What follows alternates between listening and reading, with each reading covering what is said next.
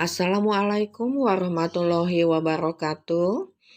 Pembahasan kita kali ini mengenai wirausaha pengolahan modifikasi pangan khas daerah. A. Pangan khas daerah sebagai pendukung pariwisata. Indonesia dikenal sebagai negara kepulauan yang sangat majemuk, terdiri atas berbagai suku bangsa, bahasa, dan budaya. Keberagaman ini sangat berkorelasi positif dengan keberagaman pangan tradisionalnya. Setiap daerah mempunyai pangan khas yang menjadi bagian dari ciri khas daerah tersebut dan dapat menjadi bagian dari daya tarik untuk para wisata selain kekayaan alam dan kesenian. Pangan menjadi bagian yang tak terpisahkan dari nilai jual para wisata suatu daerah, baik sebagai makanan khas yang dinikmati di tempat maupun sebagai oleh-oleh yang dibawa pulang. Makanan khas daerah masih dapat dikembangkan, baik kualitas maupun kualitasnya, untuk memenuhi kebutuhan masyarakat setempat, juga untuk dijual ke daerah lain dan atau wisatawan atau pendatang. Beberapa terobosan dapat dilakukan untuk mengangkat citra dan cita rasa pangan khas daerah. Upaya terobosan membuka peluang pangan khas daerah untuk didistribusikan ke daerah lain dan diekspor ke luar negeri. Hal tersebut akan menjadi promosi yang positif untuk meningkatkan nilai jual pangan khas daerah dan pariwisata daerah. Otonomi daerah, peningkatan peran media cetak dan elektronik, serta perhatian instansi pemerintah dan swasta terhadap sektor pariwisata dan industri kreatif merupakan faktor dukungan yang turut mendorong wirausaha pangan khas daerah. Pemerintah dan instansi-instansi swasta berpihak pada upaya mengembangkan produk kreatif berbasis budaya. Salah satu upaya mempromosikan produk pangan khas Nusantara kepada dunia internasional adalah dengan menetapkan ikon kuliner Indonesia pada 14 Desember 2012. Ikon kuliner Indonesia saat ini diwakili oleh 30 jenis makanan khas daerah Indonesia. Makanan ini terdiri dari makanan pembuka, makanan utama, dan makanan penutup yang dipilih dari seluruh Nusantara. Makanan ini menjadi hidangan yang wajib disajikan pada acara internasional. Pengenalan ikon kuliner Indonesia kepada dunia internasional tidak hanya dari resep dan rasa makanannya, melainkan cara penyajian, sejarah, filosofi, dan cerita-cerita yang berkaitan dengan makanan tersebut.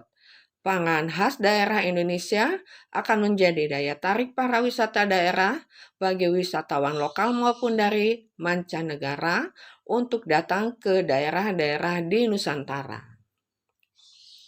Potensi daerah yang kaya dan dukungan serta peluang pasar membuat pangan khas daerah menjadi pilihan potensial untuk wirausaha. Pengembangan pangan khas daerah selain dapat membuka peluang usaha yang cukup besar, juga otomatis dapat memperluas lapangan pekerjaan, peningkatan penghasilan dan kesempatan berusaha masyarakat khususnya di daerah, sehingga akan mendorong dan menumbuhkan perekonomian masyarakat daerah.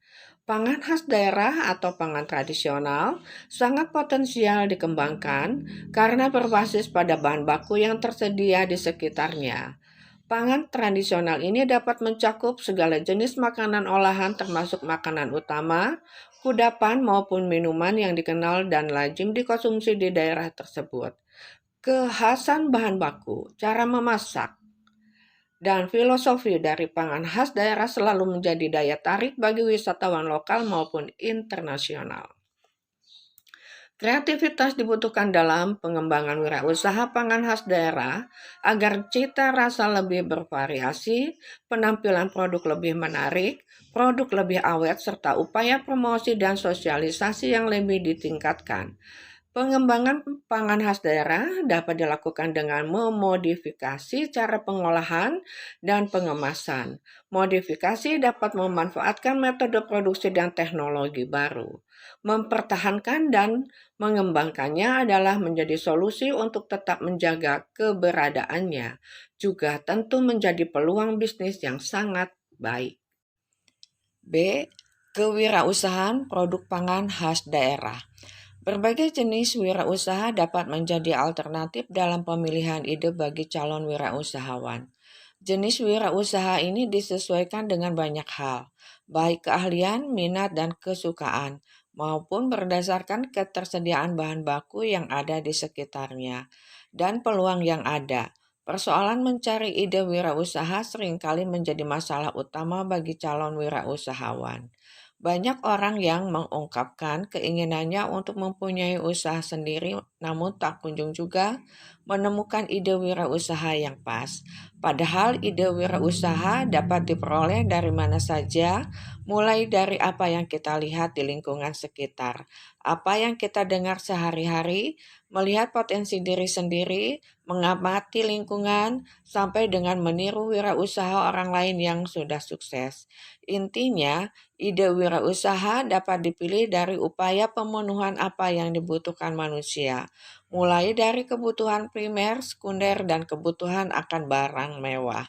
Perlu diingat bahwa berwirausaha sesuai dengan karakter dan hobi kita akan lebih menyenangkan dibandingkan dengan berwirausaha yang tidak kita sukai.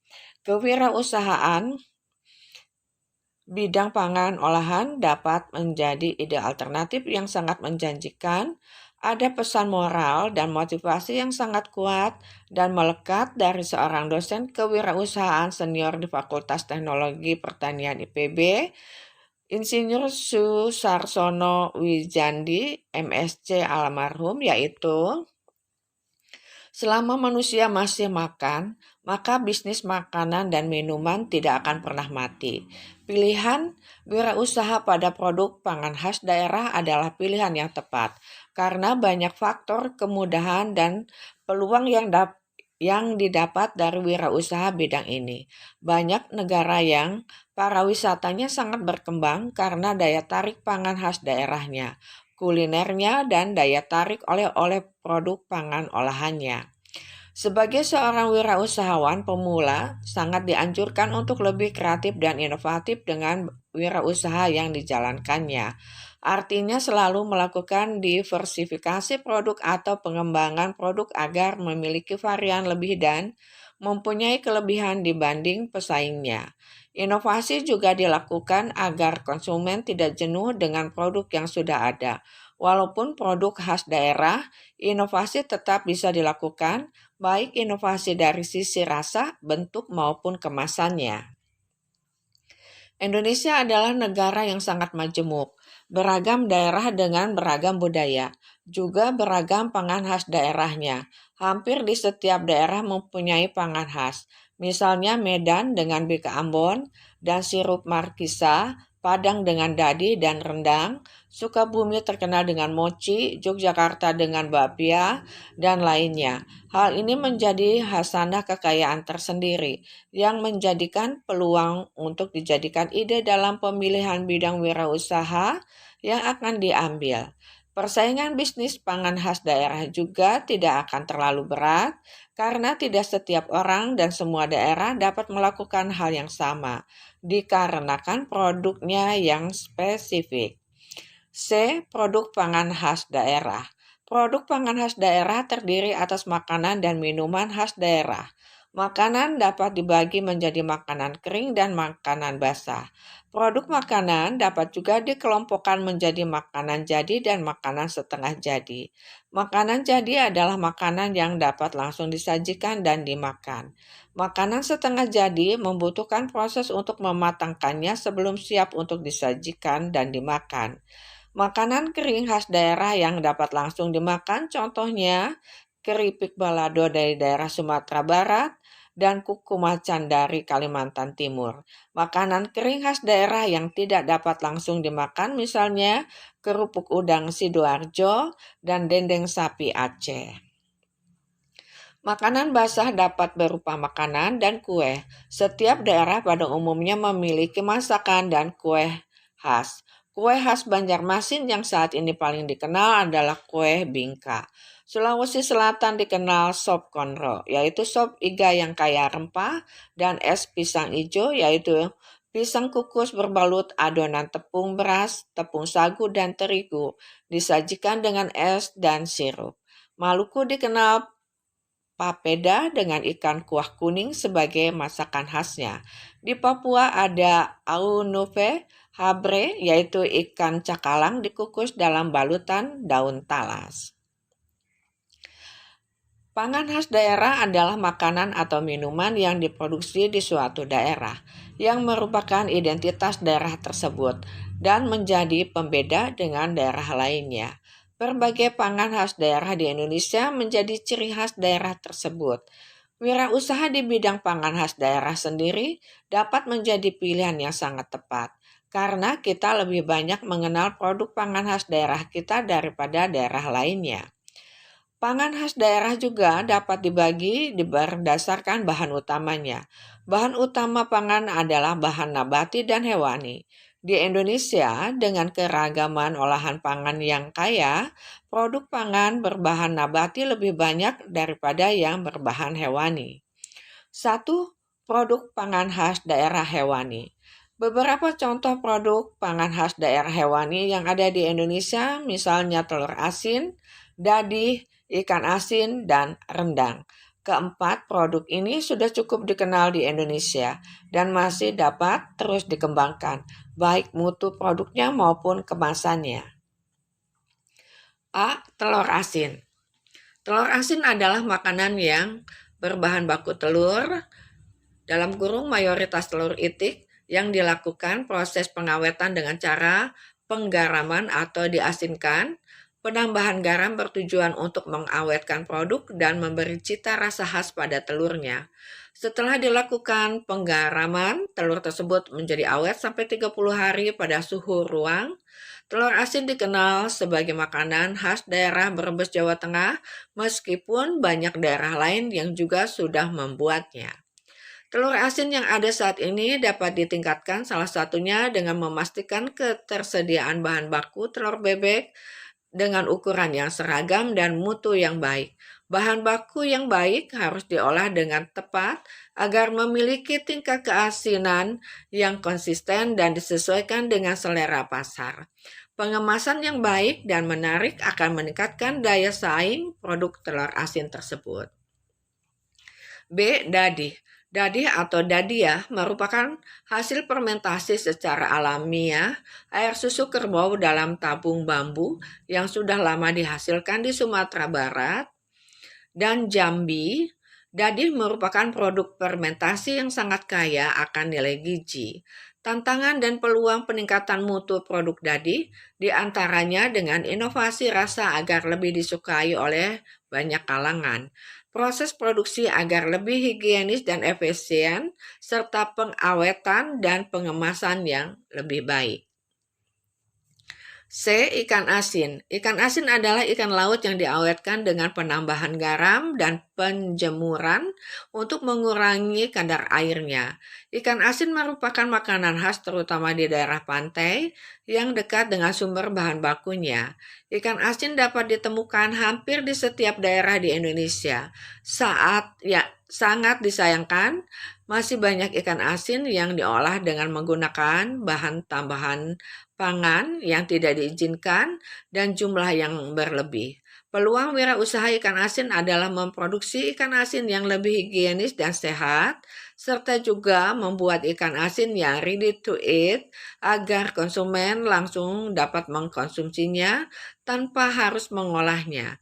Saat ini banyak konsumen lebih menyukai yang praktis dan terdapat pula konsumen yang tidak menyukai bau yang ditimbulkan saat memasak ikan asin di rumah. D. Rendang. Rendang adalah makanan berbahan dasar daging sapi, mempunyai cita rasa pedas yang dalam pembuatannya diperkaya dengan campuran dari berbagai bumbu dan rempah-rempah, terutama cabai merah dan kelapa. Rendang semula adalah makanan khas Padang, Sumatera Barat, tetapi saat ini sangat mudah ditemui di berbagai kota di Indonesia bahkan di dunia karena cita rasanya yang relatif disukai oleh berbagai kalangan konsumen. Peluang pengembangan rendang adalah penyediaan rendang dengan berbagai level tingkat kepedasan, peningkatan mutu yang lebih baik dan seragam, serta peningkatan keawetan dengan bantuan pengemasan yang lebih baik. 2. Produk pangan khas daerah nabati. Produk pangan nabati khas daerah jumlahnya sangat banyak di Indonesia. Hampir di setiap daerah mempunyai lebih banyak produk pangan khas daerah yang berbahan baku nabati. Beberapa contoh produk pangan khas daerah nabati yang ada di Indonesia misalnya asinan fruit leather atau kulit buah, keripik buah, dan mochi. Keempat produk ini juga sudah cukup dikenal di Indonesia, tetapi inovasi terhadap produk ini masih dapat terus dilakukan, baik inovasi produknya maupun kemasannya. A. Asinan. Asinan merupakan jenis makanan yang terbuat dari buah-buahan atau sayuran segar yang diberi kuah dengan paduan berbagai jenis bumbu, terutama cabai, gula, dan pengasaman. Dalam kurung asam Jawa atau cuka makan. Asinan dikenal sebagai oleh-oleh khas dari Kota Bogor, Jawa Barat, walaupun sudah banyak ditemukan juga di daerah lainnya. Tantangan dan peluang adalah peningkatan mutu asinan, tingkat keawetan, dan pengemasan yang lebih baik agar konsumen lebih nyaman dalam membawanya dan mengkonsumsinya. B. Fruit leather. Fruit leather adalah jenis makanan dari buah-buahan yang sudah diproses dengan cara penghancuran buah, pencetakan, yang kemudian dikeringkan. Fruit leather mulai dikembangkan di beberapa daerah di Indonesia yang mempunyai sumber daya alam buah-buahan yang melimpah, seperti di Jawa Barat dan Jawa Timur. Tantangan dan peluang untuk wirausaha fruit leather ini masih sangat terbuka karena pesaingnya masih sedikit. Bahan baku melimpah dan pasar cukup besar. Inovasi produk dan kemasan masih sangat terbuka lebar untuk dikembangkan. C. Keripik buah. Keripik buah adalah keripik yang terbuat dari berbagai jenis buah-buahan yang diproduksi dengan menggunakan teknologi vacuum frying. Teknologi ini digunakan karena buah mengandung kadar air yang tinggi. Keripik buah banyak dikembangkan di berbagai daerah, terutama di Malang, Jawa Timur. Tantangan dan peluangnya sangat menarik karena produk ini relatif sangat disukai oleh banyak kalangan. Peningkatan mutu produk, inovasi produk, dan kemasan perlu dilakukan untuk dapat memasuki bisnis ini. D. Mochi. Mochi adalah makanan yang terbuat dari ketan yang ditumbuk sehingga lembut dan lengket. Kemudian dibentuk sesuai selera. Makanan ini di Indonesia banyak ditemukan di Sukabumi, Jawa Barat. Dengan bentuk dan kemasan yang saat ini sudah cukup membaik, tantangan wirausaha mochi adalah stabilitas mutu, terutama keawetan. Peluang wirausaha mochi adalah pengembangan variasi bentuk, rasa dan isi, serta kemasannya. D. Bahan untuk pengembangan pangan khas daerah. Bahan yang digunakan dalam pengolahan pangan meliputi bahan baku atau bahan utama, bumbu, dan bahan tambahan pangan, yaitu bahan yang berfungsi untuk memperbaiki mutu produk yang diolah. Bahan baku dan bumbu sebaiknya dipilih yang mudah didapat dan tersedia dalam jumlah yang cukup di daerah sekitar. 1. Bahan baku utama. Bahan baku adalah bahan utama yang paling banyak penggunaannya pada sebuah produk pangan. Misalnya untuk ikan asin, bahan bakunya adalah ikan. Untuk rendang, bahan bakunya adalah daging sapi. Untuk mochi, bahan bakunya adalah tepung ketan putih dan lainnya. Bahan baku dapat berupa bahan nabati dan hewani. 2. Bahan tambahan pangan. Bahan tambahan pangan adalah bahan atau campuran bahan yang secara alami bukan merupakan bagian dari bahan baku pangan, tetapi ditambahkan ke dalam pangan untuk memperbaiki sifat atau bentuk produk pangan. Bahan tambahan pangan ditambahkan sesuai kepentingan dan tujuannya. Tidak setiap produk pangan diharuskan menggunakannya, melainkan dapat ditambahkan dengan tujuan untuk memperbaiki mutu produk pangan, di antaranya sebagai berikut. Pemanis, pembentuk gel, pengatur keasaman, pengawet, pengembang, pengemulsi, penguat rasa, perisa, pewarna. Bahan tambahan pangan yang banyak digunakan antara lain pemanis, pengawet, pewarna, dan penguat rasa. Setiap BTP mempunyai fungsi dan tujuan tertentu dalam penggunaannya. 3 hal yang harus diingat dalam penggunaan bahan tambahan pangan adalah gunakan BTP yang diizinkan, gunakan dalam jumlah yang dibolehkan, dan gunakan jenis bahan tambahan pangan yang sesuai dengan karakter produknya. Modifikasi pangan khas daerah. Pangan khas daerah berasal dari beragam bahan yang bervariasi dan dapat berbeda di setiap daerah. Keragaman bahan tersebut membuka peluang mengembangkan produk pangan khas daerah yang lebih bervariasi lagi. Pengembangan produk pangan dapat dilakukan dengan melakukan modifikasi. Modifikasi dilakukan untuk beberapa tujuan, di antaranya memberikan variasi rasa dan bentuk, memperpanjang usia produk agar lebih awet, dan meningkatkan tingkat higienis produk. Modifikasi dapat dilakukan terhadap bahan baku, proses dan tampilan produk akhir. Modifikasi bahan dapat dilakukan untuk menghasilkan cita rasa dan aroma yang baru atau untuk pemanfaatan bahan baku yang ada di daerah sekitar. Modifikasi proses dapat dilakukan untuk menghasilkan tekstur pangan yang berbeda dan untuk meningkatkan keawetan serta higienis dari produk. Modifikasi tampilan dapat dilakukan dengan pembentukan pangan, penambahan hiasan, dan pengemasan. Pada produk pangan, proses pengemasan berkaitan erat dengan proses pengolahan bentuk. Pengemasan berperan penting dalam menentukan keawetan produk pangan yang dikemasnya. Kemasan pangan mempunyai tujuan melindungi produk dari pengaruh lingkungan seperti uap air dan mikroorganisme. Kemasan juga berfungsi melindungi produk pangan dari benturan yang dapat menyebabkan kerusakan pada bentuk dan isi kemasan. Kemasan yang bersentuhan langsung dengan produk pangan disebut kemasan primer. Kemasan juga berfungsi untuk penanganan dalam kurung memudahkan penanganan produk, distribusi, memberikan informasi, dan menjadi daya tarik bagi pembeli. Pada kemasan harus dicantumkan keterangan dan informasi teknis tentang produk pangan yang ada di dalamnya, seperti berat bersih, kandungan bahan, dan keterangan kadaluarsa. Keterangan ini biasanya dicantumkan di kemasan sekunder. Kemasan sekunder adalah kemasan yang tidak bersentuhan langsung dengan produk pangan, melainkan digunakan pada bagian luar kemasan primer.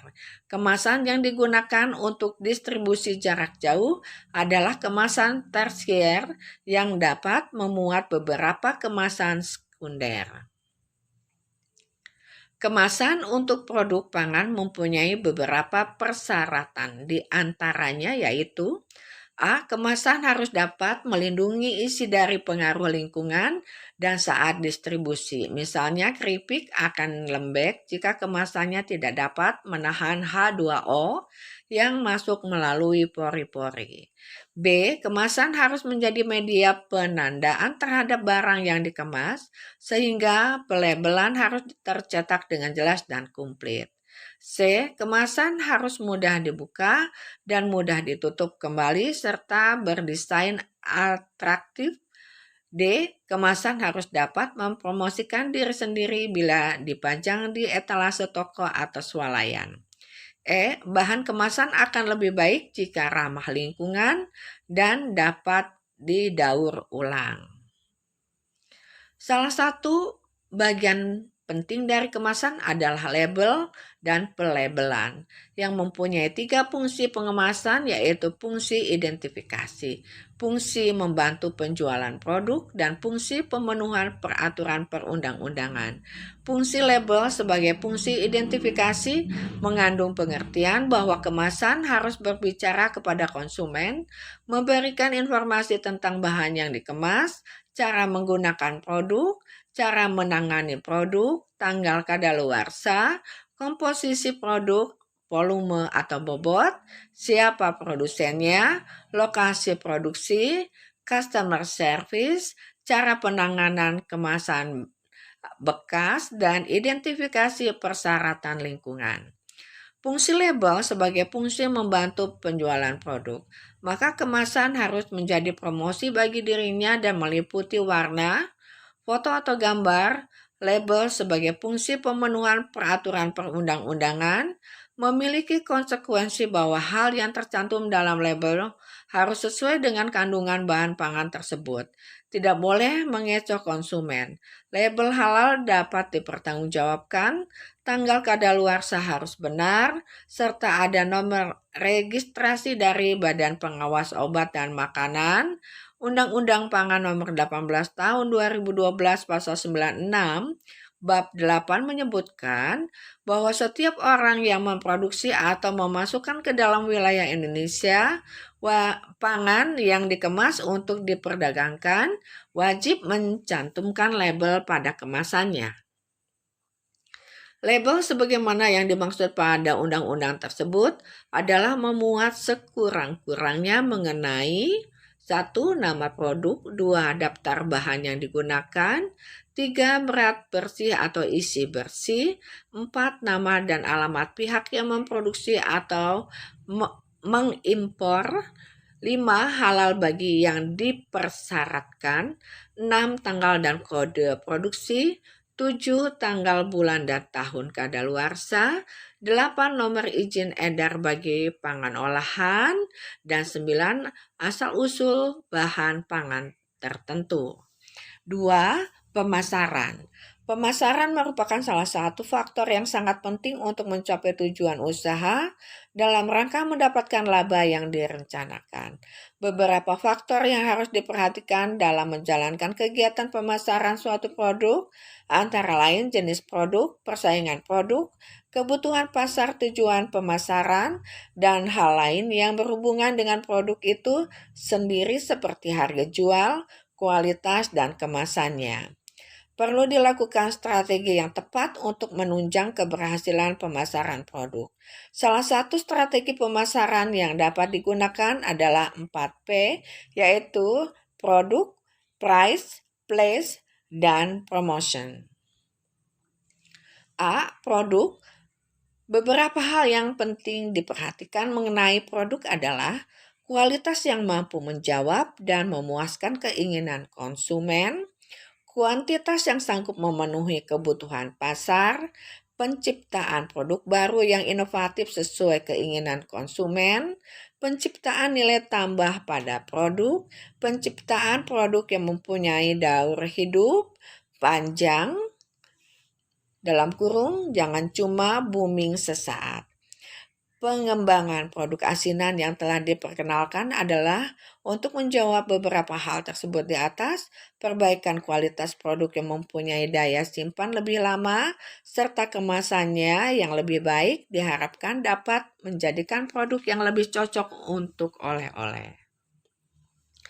B. Price atau harga. Pada penempatan harga produk, beberapa hal yang perlu dipertimbangkan adalah mempertimbangkan harga pokok produksi, menyesuaikan harga produk dengan pasar yang kita bidik, melakukan perbandingan harga dengan produk sejenis yang sudah ada di pasar.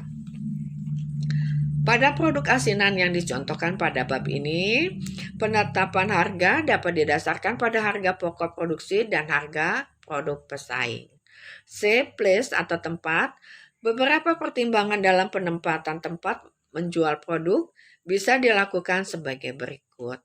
Lokasi penjualan sebaiknya yang mudah dijangkau oleh konsumen.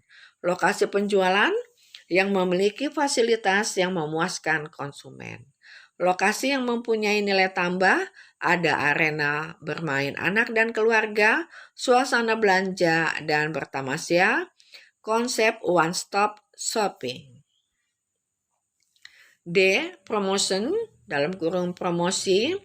Beberapa saluran promosi yang dapat digunakan dalam membantu meningkatkan penjualan produk dapat melalui media sosial, blog dan atau website, juga dapat dilakukan dengan mengikuti bazar-bazar yang banyak dilakukan oleh beberapa instansi atau organisasi di lingkungan sekitar.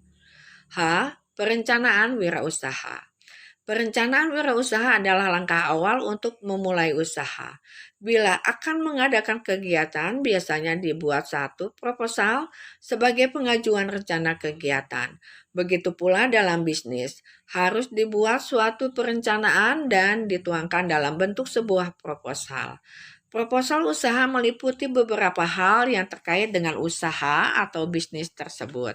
Di antaranya jenis produk yang dipilih, kapasitas produksi, alat dan mesin, bahan bakunya, proses produksi dan pengemasan, hitungan harga pokok produksi dan harga jual, perkiraan keuntungan dan berapa lama modal akan kembali, serta perencanaan pemasaran.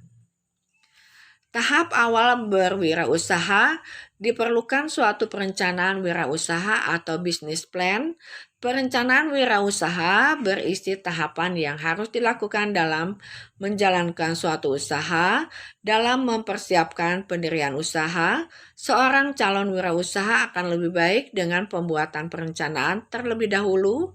Mengapa calon wirausaha harus membuat perencanaan usaha? Oleh karena perencanaan usaha merupakan alat yang paling ampuh untuk menentukan prioritas, mengukur kemampuan, mengukur keberhasilan dan kegagalan usaha. Perencanaan pendirian usaha akan memberikan uraian tentang langkah-langkah apa saja yang harus diambil agar sesuai sasaran, baik berupa target, petunjuk pelaksanaan, jangka waktu, strategi, taktik, program biaya, dan kebijaksanaan.